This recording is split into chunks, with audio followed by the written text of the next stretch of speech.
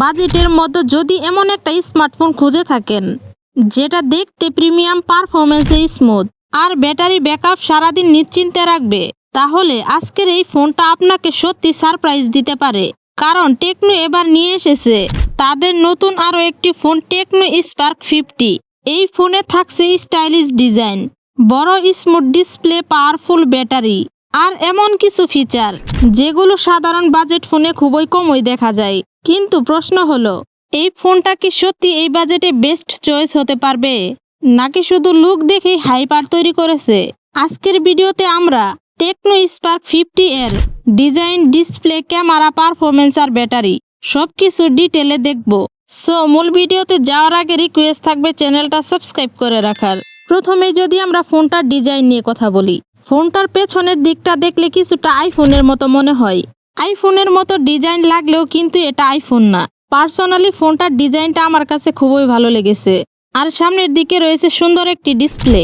এই ফোনটাতে 6.78 ইঞ্চির ডিসপ্লে পেয়ে যাবেন এবং 120 হার্জের রিফ্রেশ রেট। এতে মোটামুটি আপনি স্ক্রলিং করা বা ভিডিও দেখা ভালোই ফিল পাবেন। ফোনটার ওজন হচ্ছে 210 গ্রাম, তবে এতে কিন্তু ফোনটা একটু ভারী মনে হতে পারে। আর এই ফোনটা ভারী মনে হওয়ার তো একটা কারণ অবশ্যই আছে, সো সেটা একটু পরেই বলছি।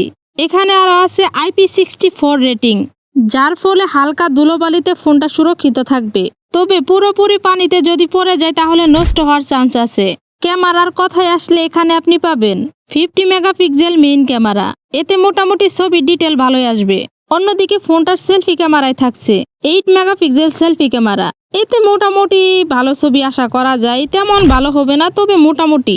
এখন যদি আমরা ফোনটার প্রসেসর নিয়ে কথা বলি, এখানে দেওয়া হয়েছে MediaTek Helio G81। So personally আমার কাছে এই প্রসেসরটি একদম ভালো লাগেনি। আমি যদি বলি তাহলে এই প্রসেসরটি আদি যুগের একটি প্রসেসর। সো এই চিপসের দ্বারা আপনি হাই গ্রাফিক্সের গেম রান করাতে পারবেন না, এতে লেগ ফিল বা গরম ফিল হতে পারে। তবে টুকটাক নর্মাল গেমিংগুলো করতে পারবেন। আসলে এই ফোনটা যারা চাচ্ছেন নর্মাল ইউজে ব্যবহার করতে, তাদের জন্য এই ফোনটা ঠিক আছে এবং এই প্রসেসরটিও ঠিক আছে।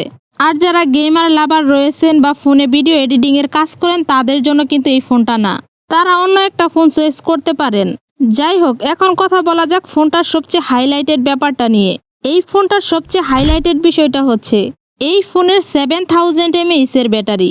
এটি যদি আপনি একবার ফুল চার্জ করেন তাহলে তো 2 দিন অনায়াসে ব্যাকআপ পেয়ে যাবেন, চার্জের কোনো টেনশন করতে হবে না।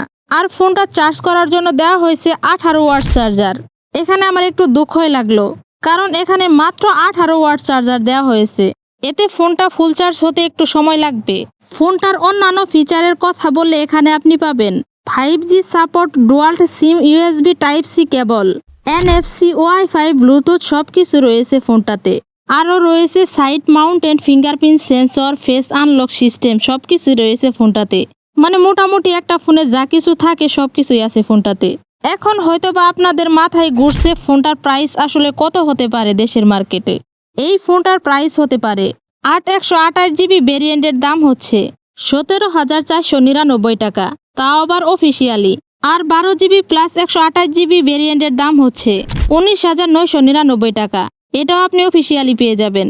সো এখন কথা হচ্ছে, এই বাজেটে কি আপনি ফোনটা নিতে চান নাকি চান না, অবশ্যই কমেন্টে জানাতে পারেন। আমি আমার পার্সোনাল মতামত সাজেস্ট করব আপনাদের। যারা চাচ্ছেন ডেলি ইউজে নর্মাল একটা ফোন, মানে কোনো রকম চালানোর জন্য, তাহলে এই ফোনটা আপনাদের জন্য ঠিক আছে। আর যারা গেমিং করেন বা ভিডিও এডিটিংয়ের কাজ করেন, তাদের জন্য কিন্তু এই ফোনটা না। সো এটা কিন্তু আমি আগেও বলে দিচ্ছি। তবে পার্সোনালি ফোনটার ডিজাইনটা আমার কাছে খুবই ভালো লেগেছে, কালারটাও কিন্তু খুবই ভালো লেগেছে। আর এই ফোনটাতে চিপসেট একদমই দুর্বল দেওয়া হয়েছে, যার ফলে আমার কাছে এই দিকটা একদমই ভালো লাগেনি।